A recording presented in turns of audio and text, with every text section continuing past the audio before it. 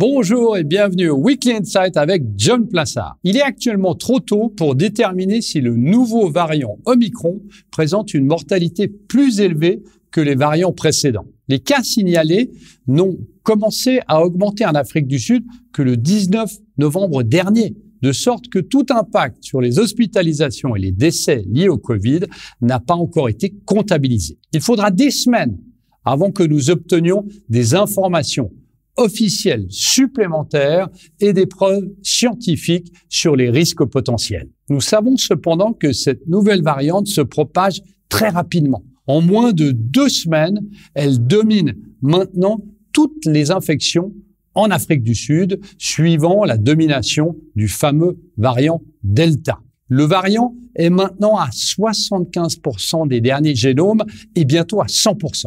Il est également trop tôt pour déterminer avec précision la réponse vaccinale aux nouveaux variants. Toutefois, le nombre important de variants augmente la probabilité que les vaccins actuels, qui ont été conçus en fonction de la souche originale du Covid-19, soient moins efficaces. Selon Pfizer et Moderna, si un variant échappant au vaccin devait émerger, les sociétés prévoient de développer et de produire un vaccin sur mesure contre cette variante en une centaine de jours. En termes de positionnement sur le marché, les positions sur les actifs risqués, surtout après de forts gains depuis le début de l'année, pourraient être vulnérables à une consolidation à court terme. Ensuite, les restrictions sur les voyages vont retarder le processus de normalisation des réseaux logistiques, ce qui signifie que l'assouplissement des contraintes de capacité d'approvisionnement prévues pour la période du deuxième semestre 2022 pourrait prendre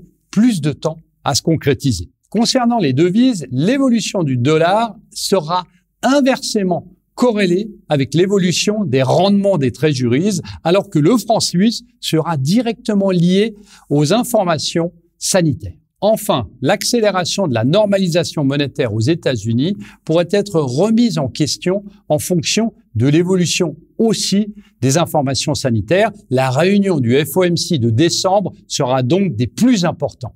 En conclusion, à ce stade, nous ne disposions pas d'informations suffisantes pour prévoir une nouvelle vague Omicron mondiale. Il nous faut au moins 2 semaines pour évaluer la situation. Merci beaucoup, passez une très bonne semaine et surtout n'hésitez pas à lire mon morning.